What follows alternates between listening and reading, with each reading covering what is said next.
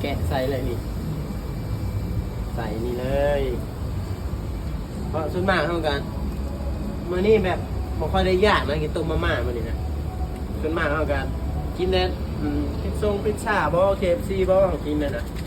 มีแก๊สเท่านั้นเองเราเบาแก๊สลงตอนเช้าก็กินก๋วยเตี๋ยวเราพี่น้องเนาะก๋วยเตี๋ยวตอนเช้าปลากระป๋องยังเลิกกินแล้วมาม่ากันเดี๋ยวนี่ก็คือบ่วงเนาะเป็นภาษาไทยกับช้อนนี่บ้านเท่ากันอยู่ประเทศลาวกันคือไม่ทูเนาะอันนี้จะเป็นตะเกียบอยู่กรุงเทพเนาะเราต้องหัดมากรุงเทพนี่เขากับคุเลเนาะมาอันนี้ใกล้แล้วพี่น้องใกล้เนาะ